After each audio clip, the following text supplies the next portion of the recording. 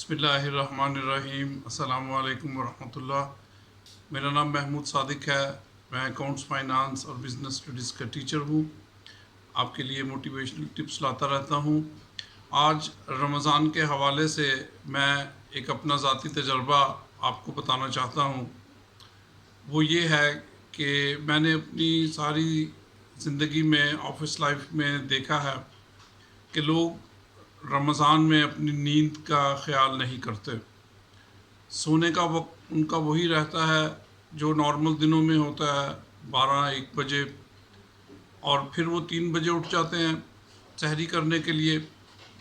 پھر وہ سحری کرتے ہیں، سحری کرنے کے لیے بھی انہیں 1 گھنٹہ چاہیے۔ پھر سحری کرنے کے بعد بھی ان کو 2-3 گھنٹے نیند نہیں آتی، اور پھر وہ 1 گھنٹہ لے کے، نیپ ہی لے کے وہ آفس چلے جاتے ہیں۔ جاتے ہوئے بھی کئی لوگ ڈرائیو کرتے ہیں، اس وقت انہیں نیند آ رہی ہوتی ہے، اور میں نے ان کو جھپکی لیتے ہوئے بھی دیکھا ہے، بہت سے ڈرائیورز کو جو اپنے ساتھ 4-5 زندگیاں لے کے جا رہے ہیں اور اپنے گھر کو بھی سپورٹ کر رہے ہیں، ان کو بھی میں نے جھپکی لیتے دیکھا ہے، اور آپ سمجھتے ہیں یہ کتنا خطرناک ہے۔ اور اس کے علاوہ میں نے اپنے ذاتی زندگی میں ایک ڈاکٹر صاحب، اسپیشلسٹ ڈاکٹر صاحب، جو میرا نسخہ لکھ رہے ہیں، اور نسخہ لکھتے لکھتے وہ اونگ بھی رہے ہیں۔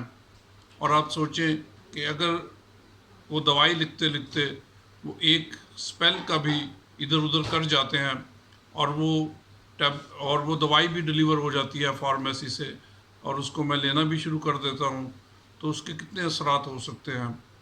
اسی لیے میری آپ سب سے گزارش ہے، رمضان میں کوشش کریں کہ عشاء کے فوری بعد سو جائیں، اور سحری کرنے کے لیے بڑا ایک چھوٹا سا وقت رکھے، اس میں سحری کرے، نماز پڑھے، اور پھر کوشش کرے کہ فوری سو جائیں، اور اپنے بہت توجہ سے ڈرائیو کرے، اپنے آفس جائیں، اور بہت توجہ سے اپنے سارے کام سر انجام دیں۔